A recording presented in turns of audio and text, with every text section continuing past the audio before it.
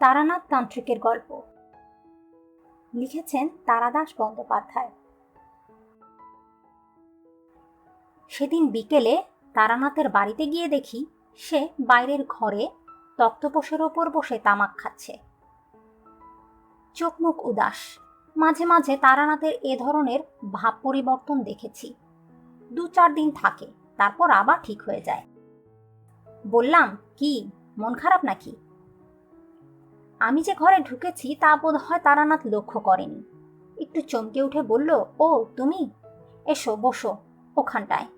না, মন খারাপ নয়, অনেক দিন আগেকার কথা ভাবছিলাম, ছোটবেলার কথা। পুরনো দিনের কথা মনে এলে একটু মন খারাপ তো হয় না? কিশোরী এলো না যে? আসবে, তাকে সকালে বলে রেখেছি। অফিসের পরে সোজা এখানে চলে আসবে।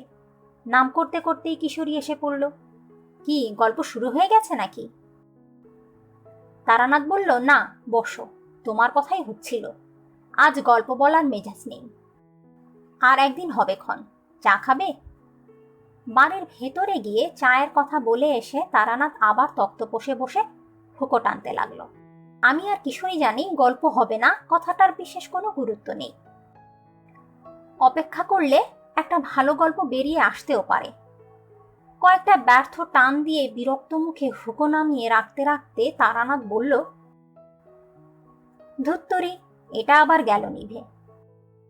বসো তোমরা, চারিকে বলে আসি 1 সিলিম সেজে দিতে। কিশোরী পকেট থেকে নতুন পাসিং শো এর প্যাকেট বের করে তক্তপোষে রেখে বলল, বসুন ঠাকুর মশাই, বারবার উঠতে হবে না, সিগারেট খান। মাসের প্রথম এ সময়টা আমরা একটু নবাবী করেই থাকি। তারানাথ উজ্জ্বল মুখে একটা সিগারেট বের করে ধরাতে ধরাতে বলল, সে বরং ভালো। হুকোকলকে আমাদের দেশে আর চলবে না, বুঝলে? কত ফৈজত, তামাক টিকের জোগাড় রাখো, ঠিকরে লাগাও, ছিলিম সাজো, 1 ঘন্টা ধরে ফু দাও। না, সিগারেটই ভালো। চোখ বুঝে সিগারেটে টান দিতে দিতে একটু পরে তারানাথ বলল, তবে কি জানো, তামাকের মোজ সিগারেটে নেই। এই যে সোদা সোদা গন্ধ, কড়া ধাক, গুরুক গুরুক শব্দ, সব মিলিয়ে একটা দারুণ আমেজ। তারপরে ধরো ঠিকরে গুচ্ছি, তামাক আর ঠিকে সাজাচ্ছি, মনোযোগ দিয়ে ফু দিচ্ছি, আর মনের ভেতর এই হয়ে গেল এক্ষুনি আমি তামাক খাবো, এই ভাব। সেটাও এক রকমের মেজাজ। ওই অপেক্ষাটা। আর সিগারেট কি, না এই ধরলাম, 2-10টা টান দিয়ে ফেলে দিলাম, চুকে গেল। তা মানুষের হাতে সময় কমে আসছে, করবে কি? এই সিগারেটই বাজার দখল করবে, দেখো। কিশোরী বলল, পুরনো দিনের কথা ভাবছিলেন বললেন না, আপনার ছোটবেলার ঘটনাই বলুন না, শোনা যাক। ছাইদানি হিসেবে ব্যবহৃত নারকেলের মালায় সিগারেটের দগ্ধাবশেষ গুজে দিয়ে তারানাথ বলল, সে তো আর একটা টানা গল্প নয়, কত বছর ধরে টুকিটাকি কত কিছু ঘটেছে। আমার কাছে সেসবের গভীর মূল্য আছে। কিন্তু তোমাদের ভালো লাগবে কেন? আমি জিজ্ঞাসা করলাম, আচ্ছা, তন্ত্র সাধনার দিকে প্রথম আপনার ঝোঁক আসে কি করে? সে তো তোমাদের বলেছি, গ্রামের বাঁধানো গাছতলায় সেই সাধু, তারপর বীরভূমের শ্মশানের সেই মাতঙ্গিনী, সে আবার ডামরতন্ত্রে সিদ্ধ ছিল, কিংবা বরাকর নদীর ধারের সাধুজি, যার পঞ্চমুণ্ডী আসনে বসে মধুসুন্দরী দেবীকে দেখতে পাই। এদেরই প্রভাবে এ পথে আসি। এ গল্প তো তোমরা শুনেছ। বললাম, কিন্তু তারও আগে, একেবারে ছোটবেলায় কবে বুঝলেন যে আপনার জীবনটা ঠিক অন্য সবার মতো হবে না? তারানাথ 2 আঙ্গুলে ভ্রুর মাঝখানটা টিপে ধরে রইল কিছুক্ষণ, তারপর মুখ তুলে আস্তে আস্তে বলল, জন্মের সময় থেকেই বোধহয় ঈশ্বর আমার জীবনের গতিপথ নির্ণয় করে দিয়েছিলেন। আমি যখন ভূমিষ্ঠ হই সেই মুহূর্তে আকাশ দিয়ে একটা বিরাট উল্কা ছুটে গিয়েছিল। মা আতুর ঘরে, গ্রামের বৌঝিরা তাকে ঘিরে বসে রয়েছে। বাবা পায়চারি করছেন দক্ষিণের বারান্দায়। গরম জল নেবার জন্য সিন্ধুবালা দাই আতুর ঘর থেকে উঠোন পেরিয়ে রান্নাবাড়ির দিকে আসছিল। সেই হঠাৎ আকাশে আশ্চর্য আলো দেখতে পেয়ে চিৎকার করে ওঠে। তার ডাকে বাড়ির সবাই উঠানে এসে জড়ো হলো। অদ্ভুত নীল আলোয় চারদিক উদ্ভাসিত করে একটা নীল আগুনের গোলক পূব দিক থেকে পশ্চিম দিগন্তের দিকে চলে যাচ্ছে। সাধারণত উল্কা জ্বলে উঠেই চকিতে মিলিয়ে যায়। লোকজন ডেকে এনে দেখবার অবকাশ পাওয়া যায় না। এই নীল আলো কিন্তু অনেক অনেক ওপর দিয়ে বেশ সময় নিয়ে পার হয়ে যাচ্ছে। ধূমকেতুর মতো একটা অস্পষ্ট শতপ্রভ ধোঁয়ার পথরেখা ফেলে যাচ্ছে পেছনে। পশ্চিম দিগন্তে নীল উল্কা মিলিয়ে যাবার সঙ্গে সঙ্গে আমি ভূমিষ্ঠ হই। এ গল্প পরে বড় হয়ে সবার মুখে শুনেছি। সে বয়সটা একটা অদ্ভুত বয়স, বুঝলে।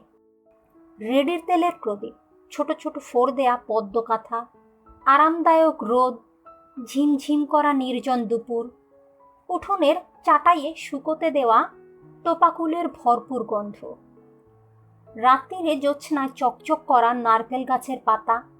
সে সময় সবই সম্ভব ছিল। সমবয়সীদের সঙ্গে বনতো না। তাদের খেলাধুলা, কথাবার্তা কেমন অর্থহীন আর হাস্যকর বলে মনে হতো। একা একা বেড়াতাম মাঠে, বনে, গ্রামের বাইরে যাবার পথে, চৌধুরীদের বাঁশবাগানে। একটা জিনিস খুব অনুভব করতাম, এখনো ভাবলে মন উদাস হয়ে যায়। ধরো খাওয়া দাওয়া সেরে বাড়ির সকলে দুপুরের ঘুম দিচ্ছে। আমি বেরিয়ে চলে গিয়েছি সাঁতরা দিঘির পাড়ে, চুপ করে বসে আছি। ঝিরঝিরে বাতাসে দিঘির জলে ডুরে ডুরে ঢেউ উঠেছে। লিচু আর জামরুল গাছের পাতার ফাঁক দিয়ে সূর্যের আলো এসে মাটিতে রোদ আর ছায়ার আলপনা তৈরি করছে।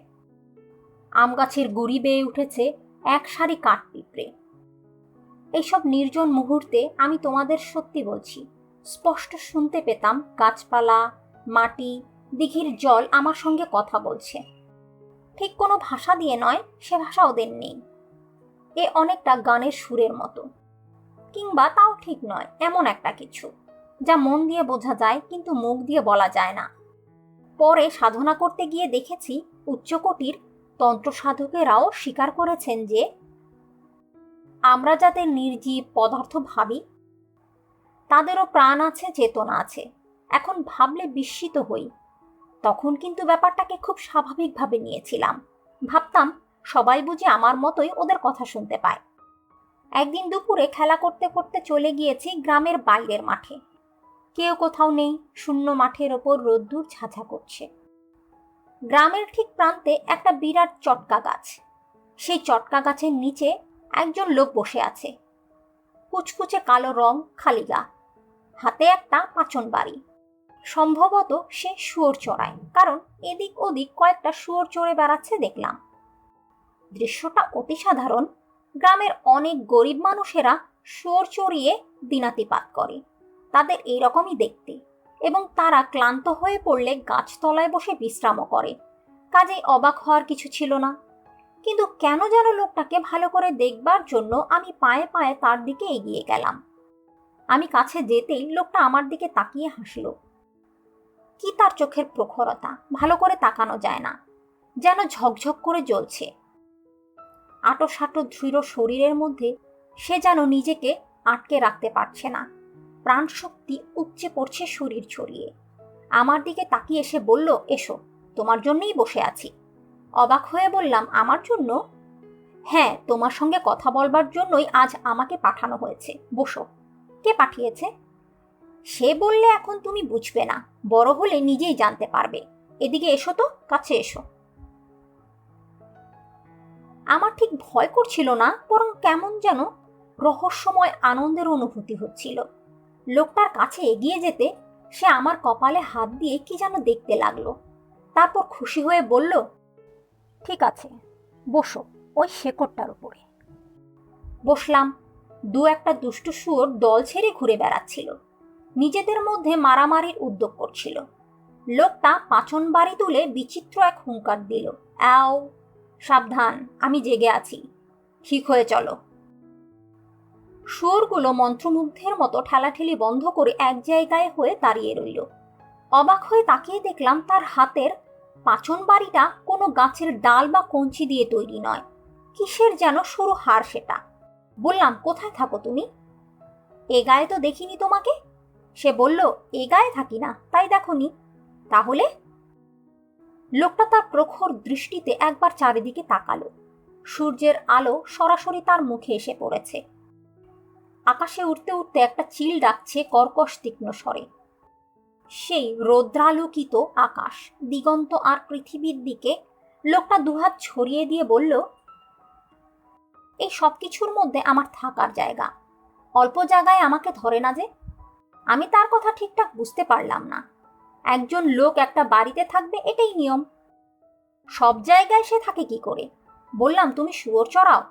লোকটা চমকে বলল, কই না তো, এগুলো তোমার শুয়োর নয়।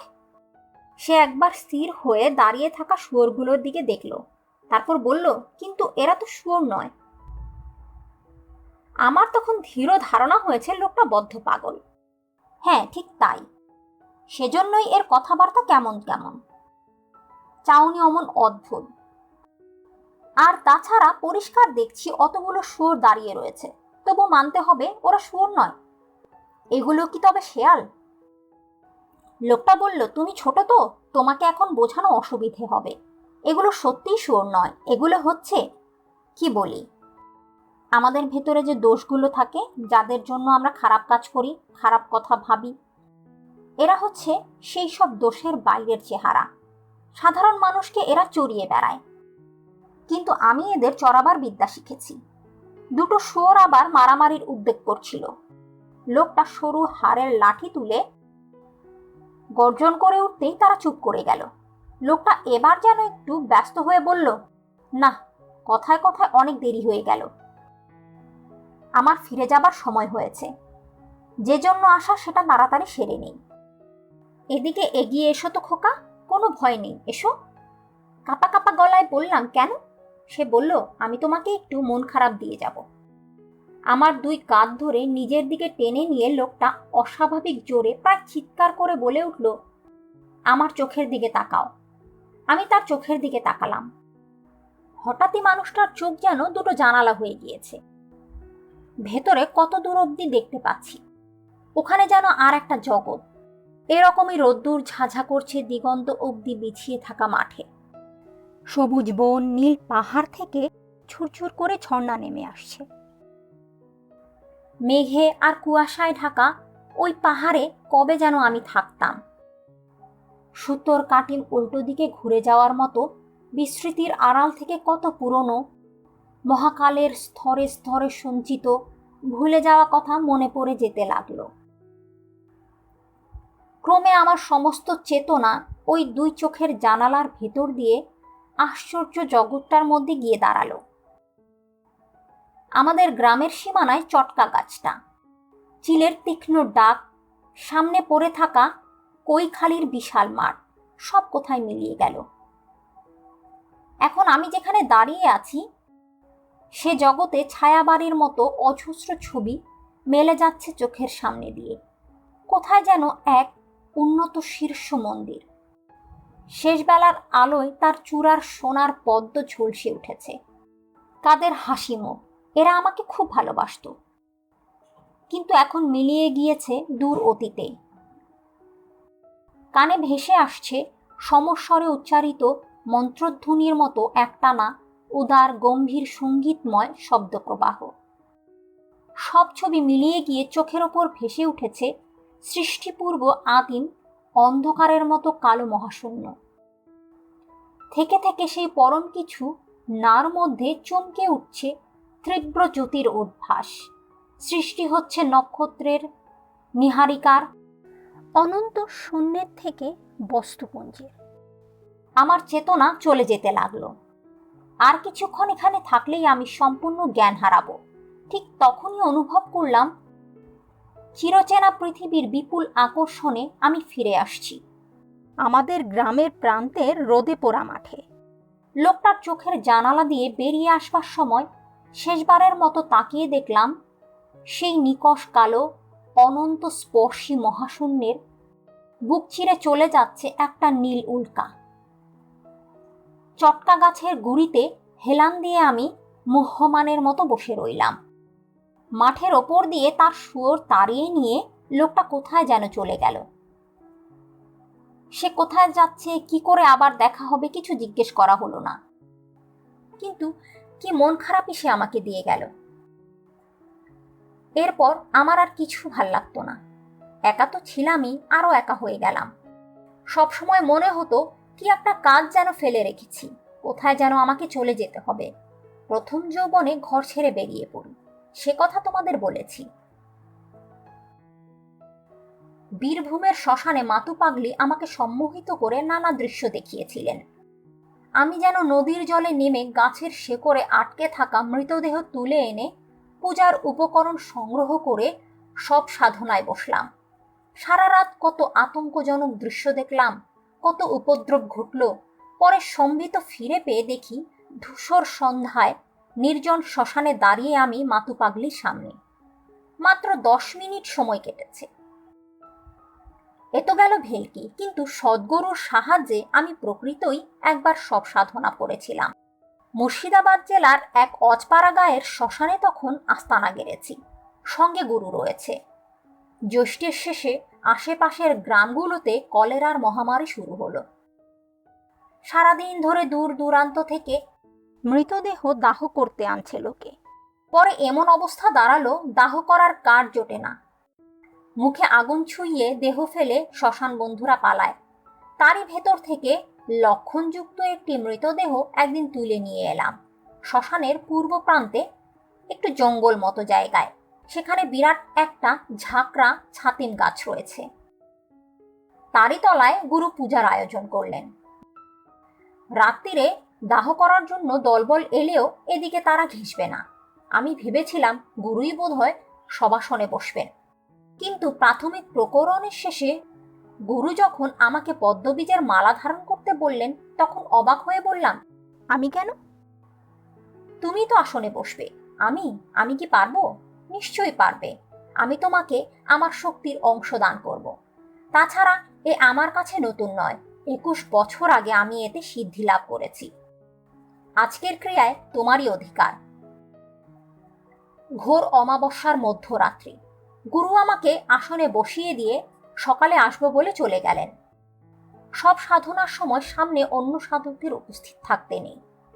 সাষ্টাঙ্গ প্রণামের ভঙ্গিতে উপুর করে শোয়ানো মৃতদেহের পিঠের ওপর বজ্রাসনে বসে বীজমন্ত্র জপ আরম্ভ করলাম।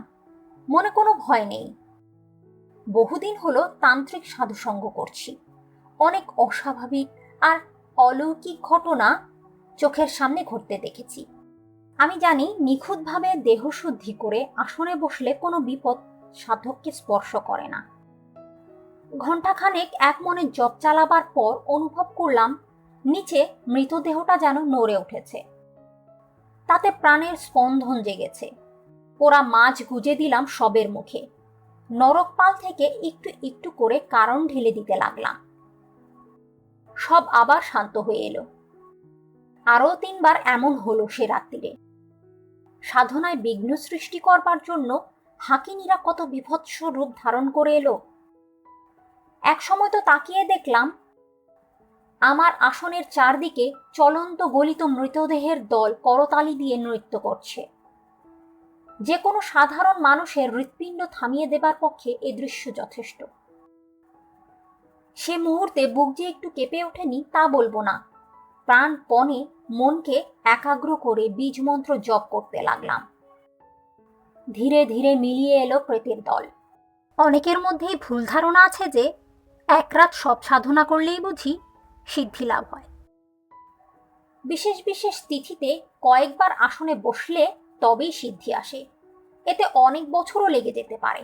ধরো তিথি সুপ্রশস্ত, পুজোর সব আয়োজনই করা হয়েছে, কিন্তু শেষ পর্যন্ত সব পাওয়া গেল না, সব পণ্ড। আমারও তাই হয়েছিল। নানা কারণে ওই একবার ছাড়া আর সব সাধনা করতে পারিনি। গুরুর কাছ থেকে যখন বিদায় নিয়ে আসি তখন তিনি সাবধান করে বলেছিলেন, শোনো, সময় মতো সাধনা সম্পূর্ণ করো। তোমাকে তো সবই শিখিয়ে দিয়েছি। আমি না থাকলেও অসুবিধে হবে না, নইলে কিন্তু বিপদ। আগে কি রকম বিপদ? ভয়ঙ্কর বিপদ। মৃত্যুর পরে আত্মা সঙ্গে সঙ্গে ঊর্ধ্বগতি পায় না, বেশ কিছুক্ষণ নিজের প্রাণহীন দেহটার কাছে ঘোরাফেরা করে। যার দেহ নিয়ে সব সাধনা করা হয় তার আত্মা দেখতে পায় দেহের সৎকার হয়নি, বরং সেটা সাধক নিজের কাজে লাগিয়েছে। তাতে মৃতের আত্মা নিশ্চয়ই খুশি হয় না? সে প্রতিশোধ গ্রহণের সুযোগ খোঁজে। সাধনা সম্পূর্ণ করলে সাধক অমিত শক্তি লাভ করে, ফলে তার আর ভয় থাকে না। নইলে বুঝতেই পারছো কি বিপদ হতে পারে। সাবধানে থেকো। জানো তো প্রবাদ আছে, সাপুরের মরণ সাপের হাতে। তোমার ভাগ্য আমি গণনা করে দেখেছি। তুমি একটানা সাধনা করতে পারবে না। আবার তোমাকে ফিরে যেতে হবে গৃহাশ্রমে। আবার বেরুবে এবং ফিরে যাবে, এভাবেই চলবে। সব সাধনা গৃহে বসে করবার জিনিস নয়। কাজেই একেবারে অসম্ভব হয়ে পড়ার আগে কর্ম সম্পন্ন করে রেখো। তারপর আমার দিকে পূর্ণ দৃষ্টিতে তাকিয়ে গুরু বললেন, কিন্তু তোমার কপালে একটা আশ্চর্য যোগাযোগের চিহ্ন রয়েছে, আমি স্পষ্ট দেখতে পাচ্ছি। খুব বড় একজন মহাপুরুষ কিংবা মহাসাধক তোমাকে কৃপা করবেন। দেখি হাতটা। ডান হাত বাড়িয়ে দিলাম। উনি হাতটা ধরলেন কিন্তু দেখলেন না, তাকিয়ে রইলেন আমার দিকে। বললাম, কি ধরনের মহাপুরুষ? এমন কোন উচ্চ মার্গের মুক্ত আত্মা যার নাম মুখে উচ্চারণ করার যোগ্যতা আমার নেই। সব রকম সাধনা ও সিদ্ধির ঊর্ধ্বে চলে গিয়েছেন এমন কেউ। ইনি তোমাকে অনেক বিপদ থেকে রক্ষা করবেন। আমি ব্যস্ত হয়ে জিজ্ঞেস করলাম, কবে এর দেখা পাবো? শান্ত কণ্ঠে গুরু বললেন, এর দেখা তুমি পেয়েছ। সে কি, কবে? তা জানি না, তবে মহাগুরুর সান্নিধ্য পেলে দেহে ও মনে যে যে লক্ষণ ফুটে ওঠে তা তোমার রয়েছে। আমি দেখা পেলাম আর আমিই জানতে পারলাম না? গুরু বললেন, তেমন তো হতেই পারে। এসব সাধকদের কোনো ভেকো নেই, ভরঙও নেই। নিতান্ত সাধারণ মানুষের মতো বেড়ান, দেখলেও হয়তো চিনতে পারবে না। হঠাৎ আমার ছোটবেলায় দেখা সেই অদ্ভুত মানুষটিকে মনে পড়ে গেল। রোদে ঝিমঝিম করা কৈখালির মাঠ, সেই শুয়োরের দল, আমার হারানো শৈশব।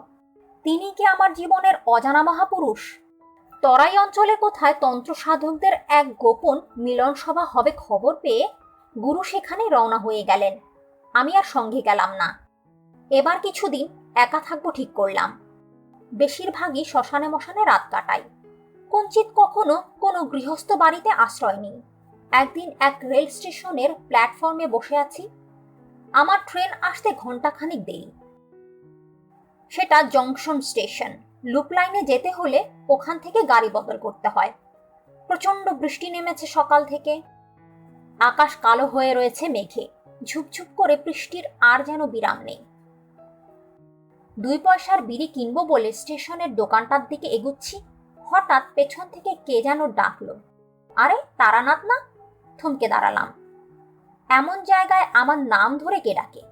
এদিক ওদিক তাকিয়ে দেখি ওজন করা লোহার কলের পাশে কয়েকটা চটের বস্তার আড়ালে বেঞ্চির ওপর বসে আছে আমাদের গ্রামের ভূপতি শিকদারের ছেলে রমাপতি। ছোটবেলায় এই রমাপতিই বোধ হয় গ্রামে আমার একমাত্র বন্ধু ছিল।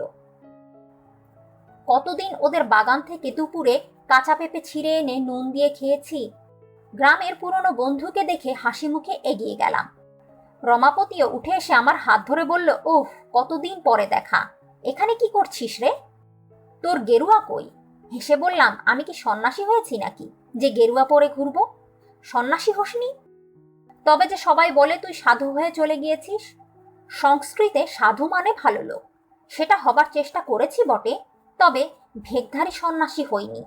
তুই এখানে কেন?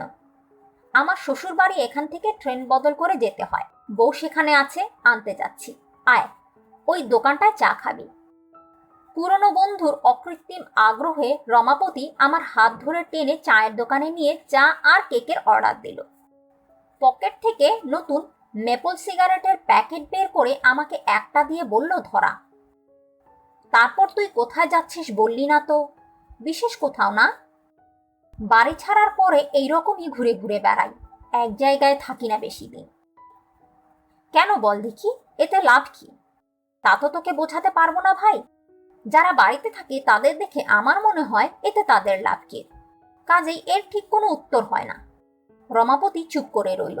তার মুখ দেখে বুঝলাম আমার উত্তরটা তার বিশেষ পছন্দ হয়নি। সে বুঝতেও পারেনি। গৃহত্যাগ করে বিদেশে গিয়ে অর্থ উপার্জন করলে বোঝা যায়, বাড়ি থেকে পালিয়ে সাধু সন্ন্যাসী হলে তারও যা হোক একটা মানে হয়। কারণ তেমনটা বহু ঘটতে দেখা গিয়েছে। কিন্তু সেসব কিছুই নয়। খামোখা একজন মানুষ বাড়ির আরাম ছেড়ে পথে পথে বেরিয়ে বেড়ায়, এর কারণ সে ধরতে পারছে না। চা খেতে খেতে রমাপতি বলল, তুই তো বেশ অনেকদিন বাড়ি ছেড়েছিস, তাই না? হ্যাঁ। যেতে বাধা আছে কোনো? না, বাধা আর কি, আমি তো আর গৃহত্যাগ করে সন্ন্যাসী হইনি। তোকে বললাম না, যখন ইচ্ছে করবে চলে যাব। চায়ের কাপ দোকানিকে ফেরত দিয়ে রমাপতি একটু ইতস্ত করে বলল, তারানাথ, তোর বোধ হয় এখন একবার বাড়িতে যাওয়া উচিত। তার গলায় কেমন একটা সুর ছিল। ব্যস্ত হয়ে জিজ্ঞেস করলাম, কেন বলতো? হঠাৎ বাড়ি যাব কেন? কাকিমার খুব অসুখ, অবস্থা তেমন একটা, কখন কি হয় বলা যায় না। তুই একবার যা। বিশ্বে মাতৃশক্তি একটা খুব বড় শক্তি। আমার পথে পথে বেড়ানো যাযাবর জীবন, সাধু সঙ্গে আগ্রহ, সিদ্ধি লাভের আকাঙ্ক্ষা সব কোথায় উড়ে গেল। মনে হলো যার নাড়ি ছিঁড়ে ভূমিষ্ঠ হয়েছি, যার কোলে খেলা করে বড় হয়েছি, আমার সেই চিরপরিচিত সদা হাস্যমুখী মা অসুস্থ। তিনি হয়তো আমাকে দেখতে চান। আমি এক্ষুনি বাড়ি যাব। কি ভয়ানক বৃষ্টি, থামবার নাম নেই। তারই মধ্যে ভিজতে ভিজতে পরের দিন দুপুর নাগাদ বাড়ি পৌঁছলাম। মানুষের মনের সঙ্গে শরীরের একটা ঘনিষ্ঠ যোগ আছে। মায়ের রোগশয্যার পাশে গিয়ে দাঁড়াতে আমাকে দেখে তার মুখ উজ্জ্বল হয়ে উঠল। বিছানায় বসে মাথায় হাত বুলিয়ে দিতে দিতে জিজ্ঞেস করলাম, এখন কেমন আছো মা? উত্তরে মা শীর্ণ হাত দিয়ে আমার চিবুক ছুঁয়ে বললেন, ভয় নেই খোকা, তুই এসে পড়েছিস, এ যাত্রা আমি আর মরব না। সত্যি পরের দিন থেকে মায়ের অবস্থা ভালো দিকে চলে যেতে লাগলো। আমি ফেরায় বাড়ির লোকও খুশি। খাই দাই আর চণ্ডীম গুপে বসে বৃষ্টি দেখি।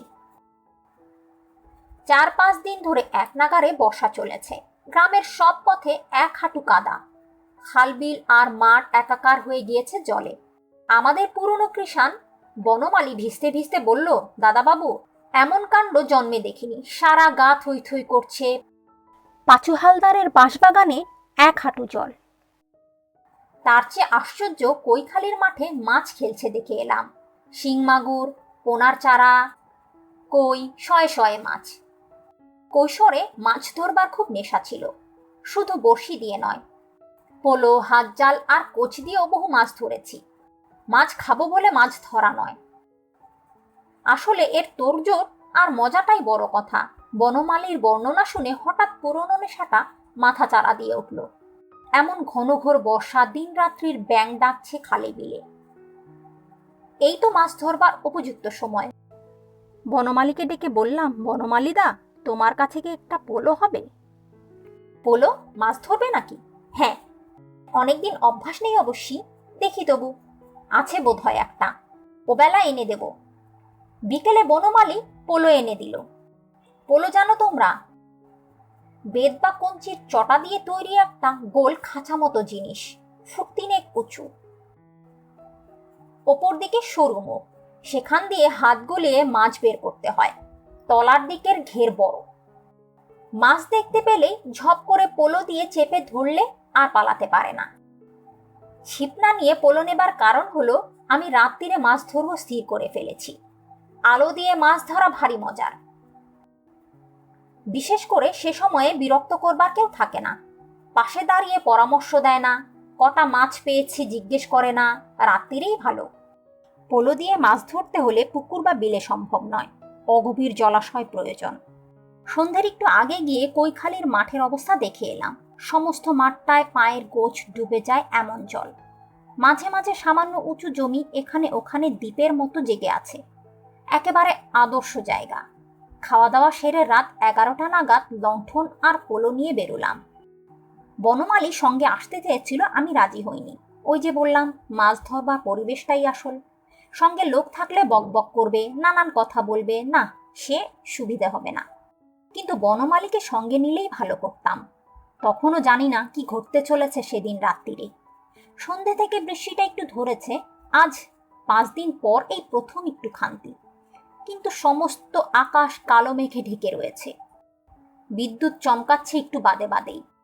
যে কোনো সময়ে আবার ঝেপে জল আসতে পারে। খুড়তুতো ভাইয়ের কাছ থেকে তার বাঁশের হাতলওয়ালা ছাতাখানা চেয়ে এনেছি। সেটা বগলে রয়েছে। ভাঁজ করা ছাতার ভেতরে আছে মুগার সুতা দিয়ে বোনা জালের থলে। মাছ পেলে তাতে রাখা হবে। আয়োজন সব ঠিক, এবার দেখা যাক কিরকম কি হয়। ভোররাত অব্দি চেষ্টা তো চালিয়ে যাব। মাঠে পা দিয়েই বুঝলাম বনমালী মিথ্যে খবর দেয়নি। খালবিল ভেসে গিয়ে প্রচুর মাছ চলে এসেছে কৈখালির মাঠে। কিন্তু মাছ থাকা আর মাছ ধরা এক ব্যাপার নয়। তুমি পোলো হাতে এগিয়ে গিয়ে ঝুপ করে চেপে ধরবে বলে মাছ এক জায়গায় দাঁড়িয়ে থাকবে তা তো হয় না। জলের জীব, বহু কৌশল করে তবে এদের ধরতে হয়। কৌশল আমার অজানা নেই, ছোটবেলা থেকে মাছ ধরে আসছি। যেমন ধরো, শোল বা ল্যাটা মাছ লণ্ঠন উঁচু করে ধরে নাড়ালে আলোয় আকৃষ্ট হয়ে কাছে আসে। কই মাছ আবার আলো টালো কিছুই খেয়াল করে না, ঝাঁক বেঁধে একদিকে চলছে তো চলছেই, এদের ধরা সোজা। শিং আর মাগুর খুব চালাক মাছ, মানুষ বা অন্য কিছুর সাড়া পেলেই আর সে তল্লাটে থাকে না, শোষো করে পালায়। এরা ছোটেও খুব জোরে, জলের মধ্যে দৌড়ে নাগাল পাওয়া যায় না। কিন্তু মজা হচ্ছে, শিং মাগুর ছোটে একদম সোজা, কোন দিকে গেল খেয়াল করলে একটু পরে পেছনে পেছনে সেদিকে গিয়ে হাজির হওয়া যায়। সচরাচর এরা তারা খেয়ে আলের ধারে বা গাছের শেকড়ের কাছে গিয়ে আশ্রয় নেয়, খোলা জায়গায় থাকে না। অমন জায়গায় পোলো বসানো মুশকিল, তখন পা দিয়ে জলে শব্দ করতে হয়। ভয় পেয়ে মাছ আবার দৌড় দেবার উদ্যোগ করলেই তাড়াতাড়ি পোলো বসিয়ে দিতে হয়। যাকগে, কথায় কথায় অন্য প্রসঙ্গ চলে এসেছি, আসল কথাটা বলি। রাত 1:30টার মধ্যে অনেক মাছ ধরে ফেললাম। মুগার সুতা দিয়ে তৈরি ব্যাগ এত ভারী হয়ে উঠেছে যে শক্ত সরু সুতো হাতে কেটে বসে যাচ্ছে। এদিকে আবার মেঘ ডাকতে শুরু করেছে, গা শিরশির করা বাদলার হাওয়া দিচ্ছে, বৃষ্টি ফের এলো বলে। এবার বাড়ি চলে যাওয়াই ভালো। অনেকক্ষণ থেকেই মনের ভেতর কেমন একটা অস্বস্তি হচ্ছিল। কি অস্বস্তি সেটা ঠিক বলে বোঝাতে পারবো না। কোনো অমঙ্গল আসবার আগে থেকে আমি টের পাই, এ কথা আগেই বলেছি। এতক্ষণ মনের একেবারে তলায় কোণের দিকে কোথাও একটা বিপদের পূর্বাভাস খচখচ করছিল। মাছ ধরার আনন্দ আর উত্তেজনায় খেয়াল করিনি। এবারে পরিপূর্ণ সম্বিত ফিরে পেয়ে চারদিকে তাকিয়ে দেখলাম, ঘন বর্ষার মধ্যরাত্রে গ্রামের বাইরে নির্জন জল ভরা মাঠে একা দাঁড়িয়ে আছি। একটা শেয়াল পর্যন্ত এই দুর্যোগে আশ্রয় ছেড়ে বাইরে বের হয়নি। তেমন কিছু ঘটলে গলা ফাটিয়ে চিৎকার করলেও সাহায্যের জন্য কেউ এগিয়ে আসবে না। না, বনমালীকে সঙ্গে আনাই উচিত ছিল। এই জল কাদা ভেঙে বাড়ি পৌঁছতেও অন্তত আধ ঘন্টা সময় লাগবে। তার মধ্যে আবার বৃষ্টি এসে গেলেই তো হয়েছে। ভাবতে ভাবতেই ঝিরঝির করে বৃষ্টি নামলো। তাড়াতাড়ি ছাতা খুলতে যাচ্ছি, কেমন করে যেন হাত ফসকে লণ্ঠনটা জলে পড়ে নিভে গেল। চারদিকে নিশ্ছিদ্র অন্ধকার। কিছুক্ষণ হতবুদ্ধি হয়ে দাঁড়িয়ে রইলাম। আলো থাকলে বুকে বেশ সাহস থাকে। তাছাড়া আমাদের তন্ত্রশাস্ত্রে বলে আগুন হচ্ছে পবিত্রকারী শুভ শক্তি। কোনো অশিব উপস্থিতি আগুনের সান্নিধ্যে আসতে পারে না। এজন্য সাধকদের আসনে সব সময় ধুনি জ্বালিয়ে রাখা নিয়ম। কিন্তু দাঁড়িয়ে থেকে তো লাভ নেই, বরং আন্দাজে আন্দাজে চলতে শুরু করাই ভালো। মাছ ধরতে ধরতে মাঠের একেবারে অপর প্রান্তে চলে গিয়েছিলাম। এবার মাঠ পার হয়ে সেই চটকা গাছটার পাশ দিয়ে গ্রামের পথে ঢুকতে হবে। মাথায় ছাতি ধরে মাছ ভর্তি থলে আর নেভা লণ্ঠন হাতে চটকা গাছটা আন্দাজ করে হাঁটতে শুরু করলাম। হঠাৎ দিগদিগন্ত উদ্ভাসিত করে একবার বিদ্যুৎ চমকালো। সামনের দিকে তাকিয়েছিলাম। অন্ধকারে হাঁটবার সময় মানুষ যেমন মুখটা একটু তুলে রাখে, বিদ্যুতের উজ্জ্বল আলোয় স্পষ্ট দেখলাম উল্টো দিকের থেকে একজন মানুষ আমার দিকে এগিয়ে আসছে। বিদ্যুতের আলো এক মুহূর্তের বেশি ছিল না, কিন্তু আলো নিভে যাবার পরেও মনে মনে চিন্তা করে কোথায় কি দেখেছি, কতটা দেখেছি বোঝা যায়। যে লোকটা আমার দিকে এগিয়ে আসছে তার হাঁটার ভঙ্গিতে কোনো জড়তা নেই। অন্ধকারেও যেন সে পরিষ্কার দেখতে পাচ্ছে। তার গা খালি, কালো রং, পরনে একটা নিংটি মতো কাপড়ের ফালি। কিন্তু সবচেয়ে বড় কথা, ও লোকটাকে আমি চিনি, খুব পরিচিত সে। এই কিছুদিনের ভেতরেই কোথায় যেন দেখেছি। কোথায় কোথায়? অকস্মাৎ আমি বুঝতে পারলাম এবং সঙ্গে সঙ্গে অনুভব করলাম আমি ভয়ানক বিপদগ্রস্ত। জীবিত অবস্থায় এ মাঠ থেকে ফিরতে পারবো কিনা তার নিশ্চয়তা নেই, কারণ যে ব্যক্তিটির মৃতদেহের ওপর বসে 6 মাস আগে আমি সাধনা করে এসেছি তার সব এগিয়ে আসছে আমার দিকে, বৃষ্টিধারার মধ্য দিয়ে। গুরুর কথাই ফলে গেল, সময় মতো সাধনা শেষ করতে পারিনি। এবার সেই শৈথল্যের মূল্য বুঝে নিতে আসছে ওই মূর্তি। যতদূর সম্ভব শব্দ করা থেকে বাঁচিয়ে সাবধানে জলে পা ফেলে ডান দিকে সরে যেতে লাগলাম। একটু ঘুরপথে হলেও যদি এই জীবন্ত বিভীষিকার হাত এড়িয়ে গ্রামের পথে পা দিতে পারি, একবার বাড়ি পৌঁছাতে পারলে আর ভয় নেই। সেখানে প্রতিষ্ঠিত গৃহদেবতা আছেন, সেখানে এই শরীরী আতঙ্ক প্রবেশ করতে পারবে না। অনেকখানি সরে এসেছি এমন সময় আবার চমকে উঠল বিদ্যুৎ। চকিত মুহূর্তের মধ্যেই দেখতে পেলাম চলন্ত অপছায়াও তার গতিপথ বদলে সোজা আমার দিকে আসছে। আমারই ভুল, অন্ধকারে ওই ভয়ঙ্করের দৃষ্টি বাধা পায় না। এভাবে ওকে ফাঁকি দেবার চেষ্টা বৃথা। আদিম জড় বিশ্বের বুদ্ধিহীন, চেতনাহীন অন্ধ শক্তির দ্বারা চালিত হয়ে একটা বিকৃত মানবদেহ অমোঘ গতিতে আমার নিকটবর্তী হচ্ছে। কোনো ক্রমে বাড়ি ফিরতে পারলে কয়েকটা ঘুরো প্রক্রিয়া দ্বারা একে আমি ঠেকাতে পারি, কিন্তু এই মাঠে দাঁড়িয়ে তা সম্ভব নয়। শেষ চেষ্টা করার জন্য আমি হাতের জিনিসপত্র ফেলে দিয়ে মাঠের দূর প্রান্তের দিকে প্রাণপণে দৌড়তে লাগলাম। পারবো কি গ্রামের পথে পৌঁছতে? সে পথে একটু এগিয়ে হাঁক দিলে গ্রামের শেষে কোনো বাড়ি থেকে হয়তো শুনতে পাওয়া যাবে। হঠাৎ অন্ধকারে উঁচুমতো একটা কিসের সঙ্গে চোট খেয়ে ঠিকরে পড়লাম জলে। প্রথমেই বলেছি মাঠের মধ্যে কয়েক জায়গায় উঁচু ডাঙা দ্বীপের মতো জেগেছিল, তারই একটাতে ঠোকর লেগে পড়েছি বুঝতে পারলাম। একটা মাটির ঢেলা আর ইটের টুকরোতে ডান হাঁটু পড়েছিল। দারুণ যন্ত্রণায় মাথার ভেতর অব্দি ঝনঝন করে উঠল। হাঁটু আর সোজা করতে পারছি না। বেশ কিছুক্ষণ আর উঠতে পারবো না বুঝতে পারলাম।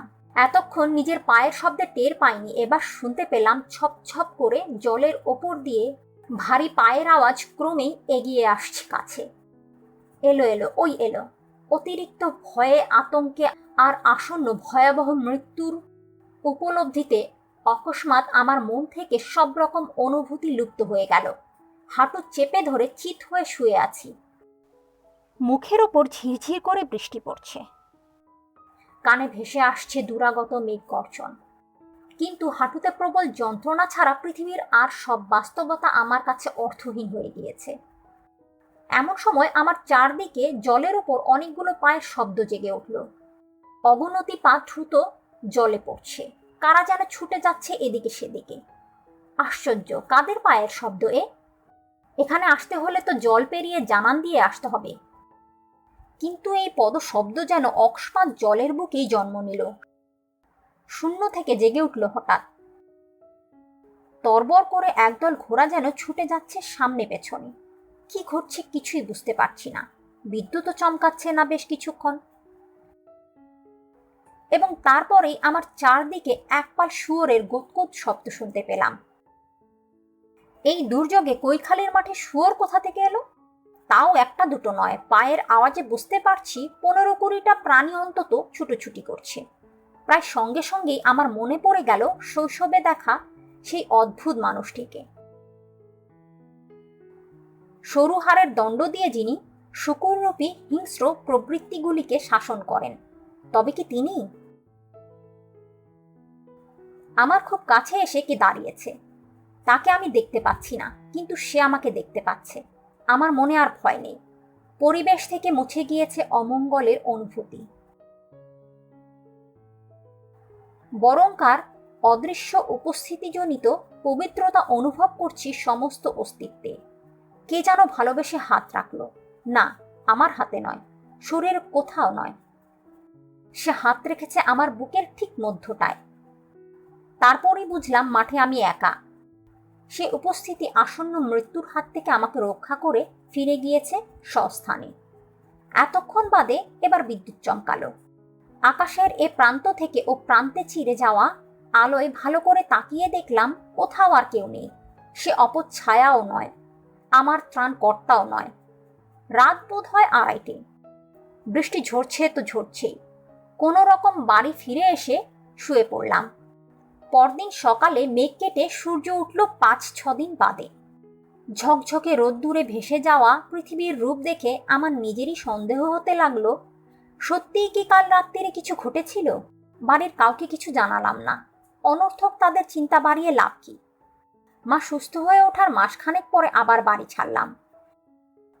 একটানা গৃহবাস ঈশ্বর আমার কপালে লেখেননি। ঘুরতে ঘুরতে এক সন্ধ্যায় খামারবেড়িয়া নামে এক গ্রামে গিয়ে পড়লাম। দেখি গ্রামের একধারে ঝুরিনামা বটগাছের নিচে একজন জটাধারী সাধু ধুনি জ্বালিয়ে বসে আছেন। ভাবলাম ভালোই হলো, আজ রাত্রিটা অন্তত এর সঙ্গে কাটানো যাবে। গুটি গুটি ধুনির এপারে গিয়ে বসলাম। প্রত্যেক গ্রামে কিছু লোক থাকে যারা সাধু সন্ন্যাসী দেখলে ওষুধ বিশুধ আর মাদুলির জন্য ভিড় করে। এখানেও তার ব্যতিক্রম হয়নি। জনা কয়েক লোক করুণ মুখে তাদের দুঃখ দুর্দশার কথা সাধুকে জানাচ্ছেন। ক্রমে তারা বিদায় নিয়ে চলে গেলে সাধু বাবা আমার দিকে তাকিয়ে বললেন, তারপর তোমার কি চাই?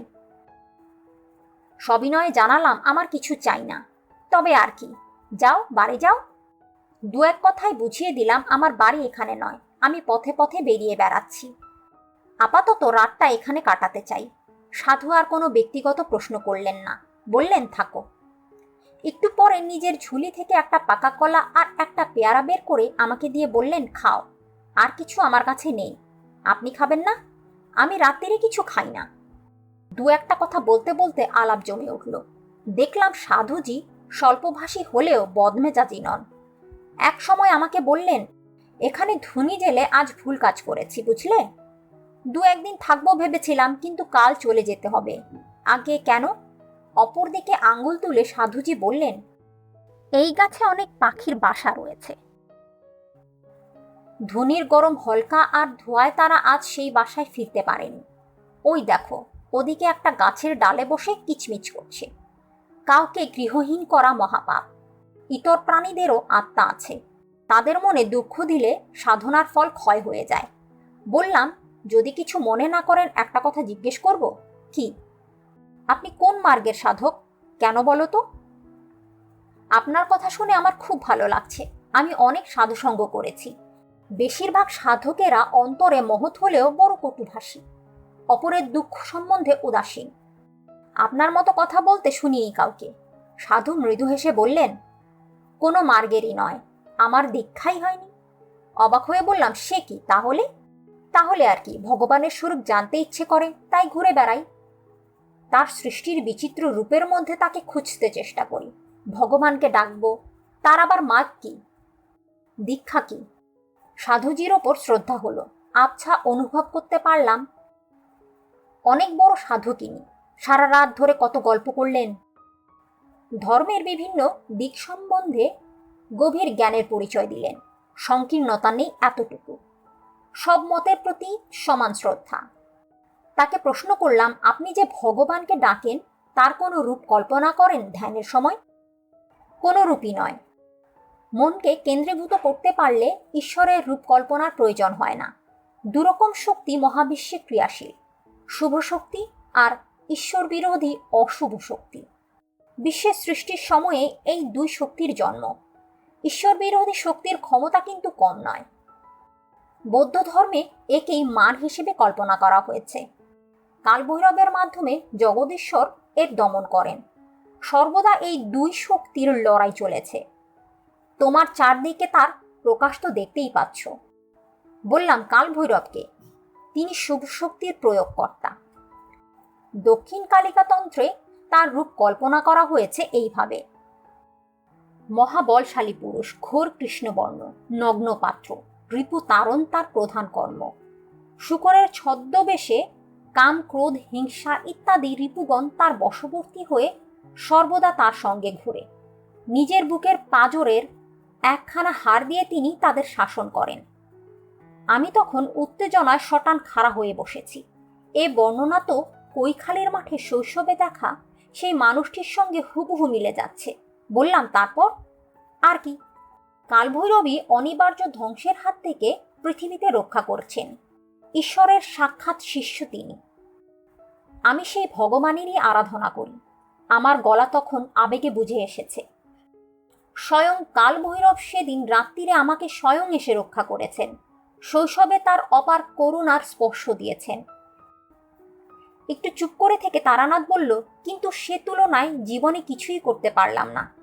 কতগুলো তুচ্ছ সিদ্ধাই পেয়েছিলাম, কিছু টাকা করি, বড় কিছুই হলো না। এ জন্ম এমনিই গেল। দেখি যদি পরজন্ম বলে কিছু থাকে, অন্তত এবারের ভুলগুলো আর করব না। তারপর আমাদের দিকে তাকিয়ে বলল, আজকের গল্প এখানেই শেষ, কিন্তু ভয় পেও না, বলবার মতো গল্প আমার ঝুলিতে আরো অনেক রয়েছে, সময় মতো বলা যাবে। আজ থামি তাহলে, কেমন?